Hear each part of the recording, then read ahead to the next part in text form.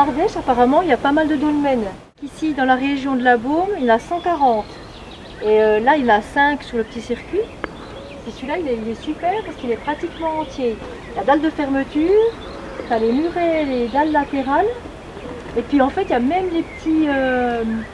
les paysans, en fait, ils font des petits murets en pierre sèche pour tenir l'ensemble du dolmen. Alors, les dolmens, c'est les sépultures. Ils ne savent pas trop si c'est par sexe, par âge, par famille, ils ne savent pas trop ça. Par contre, ce qui est intéressant, c'est qu'en fait, quand il y a plusieurs dolmens dans le même endroit, eh ben, ils parlent de nécropole. En fait, c'est un peu comme un cimetière.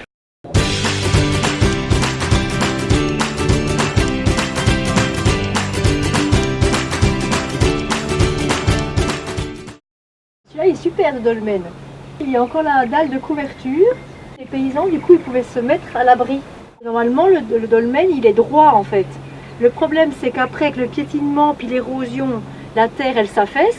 Et c'est pour ça que la dalle, là, elle est un petit peu plus basse. Ah ben, c'est peut-être la dalle de fermeture, celle-là qui est par terre, là. Seulement, il y a aussi la dalle de fermeture devant.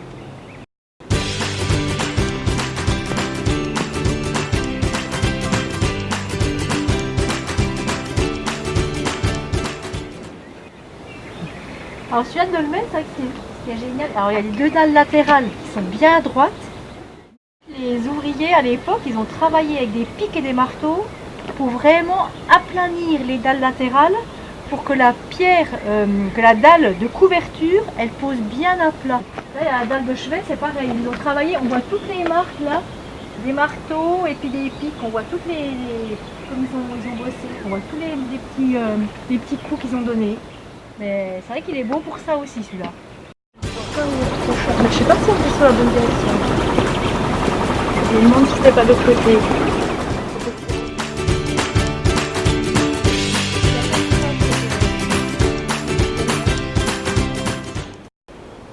Alors ce dolmen là, en fait, il était complètement effondré. Du coup, en fait, toutes les dalles étaient mélangées et tout. Et il a été restauré en 2009. C'est l'association Dolmen et Patrimoine de la Baume qui l'ont restauré. Et du coup, ils ont tout redressé, les deux dalles latérales. Ils ont remis la dalle de couverture et la dalle de chevet qui est au fond. Mais ils n'ont pas retrouvé la dalle de fermeture.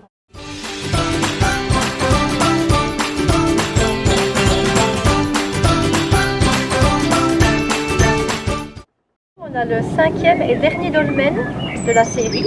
La dalle de couverture, elle pèse jusqu'à 13 tonnes. C'est énorme en fait. Hein. À l'époque, les gens, ils se mettaient, voilà, c'était un travail colossal. Dans ces sépultures, ils mettaient les hommes, les femmes, les enfants, ils mettaient jusqu'à 100 personnes. La dalle de fermeture, qui est devant, elle pouvait être enlevée et remise à volonté. Et après, ils bougeaient les ossements, ils ne les enterraient pas. C'était posé à même le sol. Ensuite, quand il y avait les ossements, ils déplaçaient les ossements pour remettre les autres personnes par-dessus. Ils ont trouvé des bijoux, des armes, des outils. Ils mettaient également, alors soit ils ne savent pas trop si c'était les affaires du défunt ou si c'était pour des offrandes. C'est un peu effondré, mais voilà, c'est une belle sépulture. Un vrai dolmen, il ressemble à ça en fait. Parce qu'en fait, tous les murs de pierre sèche qui tiennent le dolmen se sont effondrés avec le temps. Donc il ne reste que les pierres, les dalles latérales, la dalle de couverture, la dalle de fermeture.